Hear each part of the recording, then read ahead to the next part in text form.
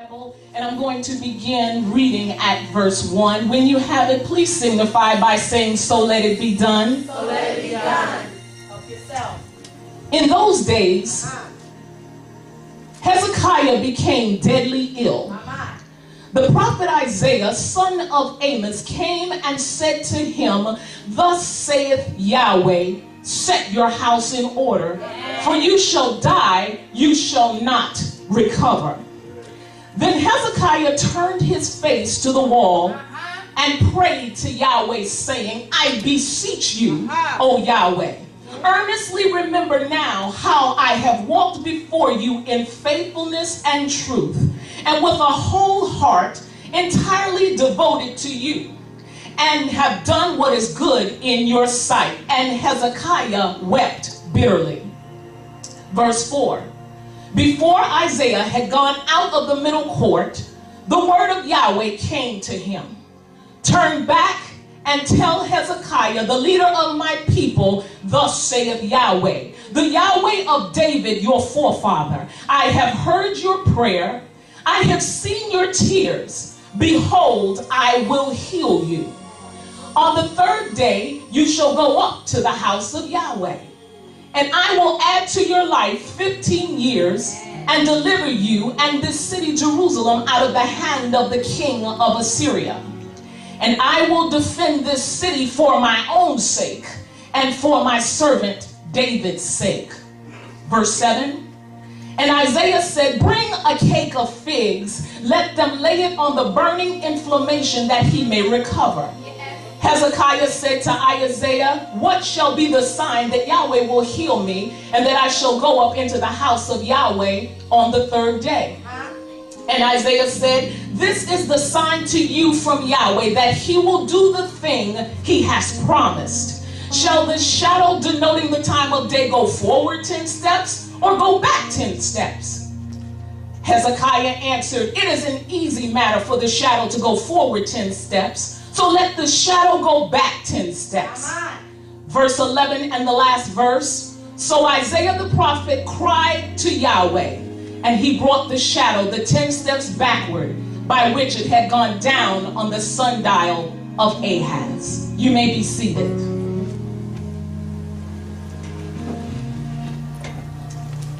Today I give honor to Yahweh, who is the head of my life. I give honor to Yahushua HaMashiach, my Redeemer. I also honor my pastor, Apostle Anthony R. Fleming, who is an amazing man of Yahweh and an awesome preacher of the gospel.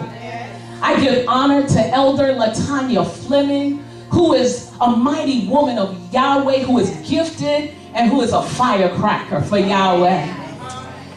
I honor the elders, the ministers, minister-elects, the ATW family visitors, and my husband.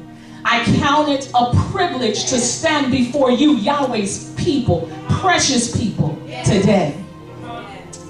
Today my topic is, are you ready for a divine reversal?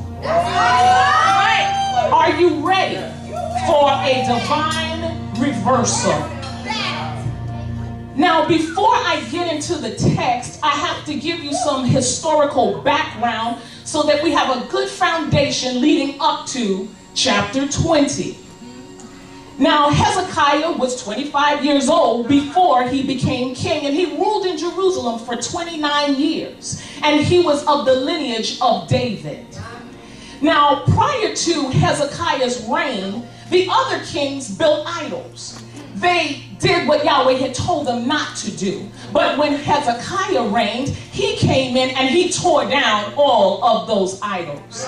And during this time, King of Assyria and his people, they were the enemy in the land because they were trying to devour and they wanted to control as much as possible. Yes. They had even taken all of the people out of Israel and brought them to Assyria. So the king of Assyria was threatening because he wanted to take over Jerusalem, the land over which Hezekiah reigned. So if you look in chapter 18 during that time, and you don't have to read it, I will summarize it for you.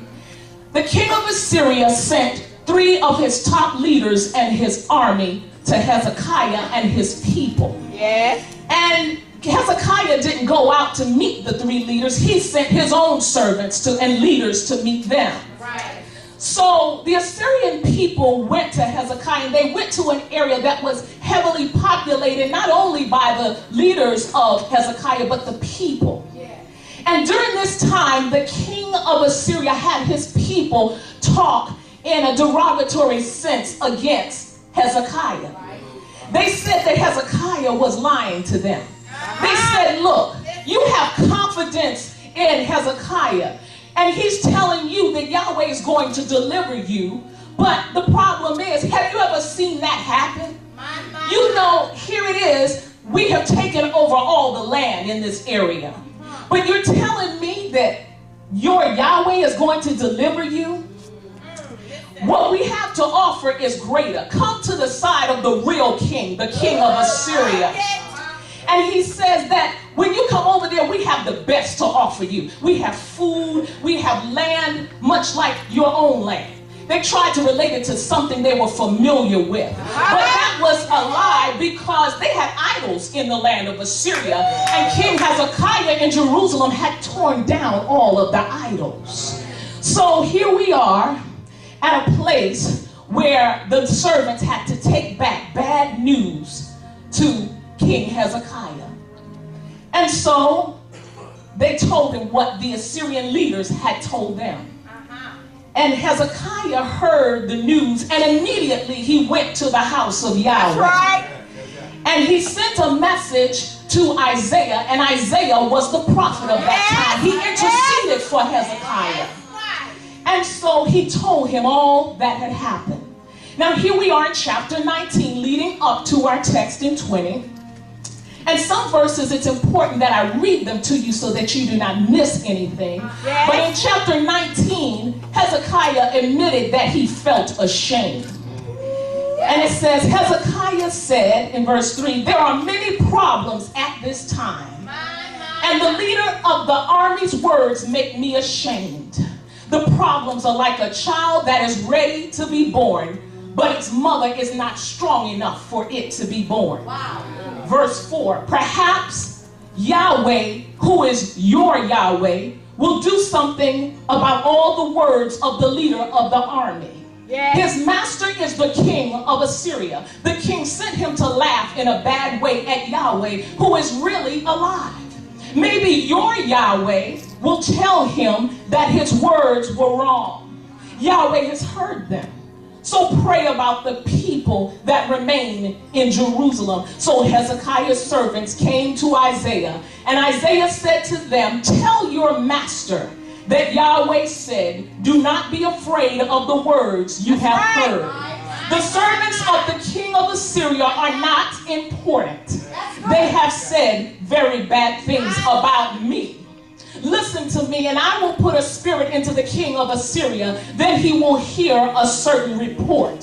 When he will hear it, he will return to his own country, and there I will cause someone to kill him with a sword. Now, it was important for me to read that because it had various nuances in it that I need to point out. Hezekiah went to Isaiah the prophet, who was his intercessor. And he said to him, I'm ashamed. He had been so beaten down. He had so many problems. He said, I need your help. Help me. I don't know what to do. I feel battered. I feel scorned. I just feel like I don't know where else to go. And I need your help. They made me ashamed. He said, I know what Yahweh has placed in me.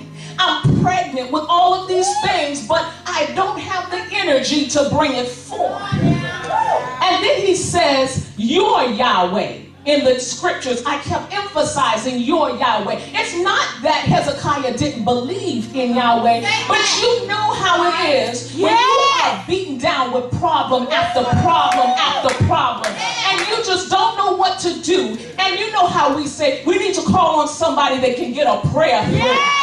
So that's where he was at that time. We can relate to that.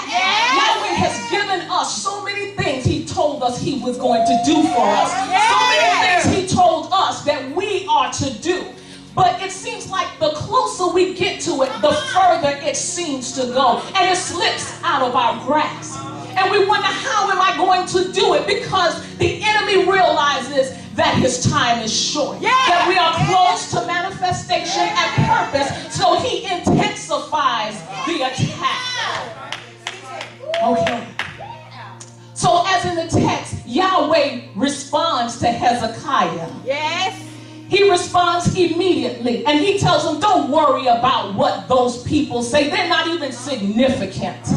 Don't even think about it. He said, but by the way, you're saying that you're ashamed, but realize you were just caught in the crossfire. They were really after me. They weren't after you. So he said, don't worry about it, because it's me that they blasphemed against. And ultimately, Yahweh took care of the enemy.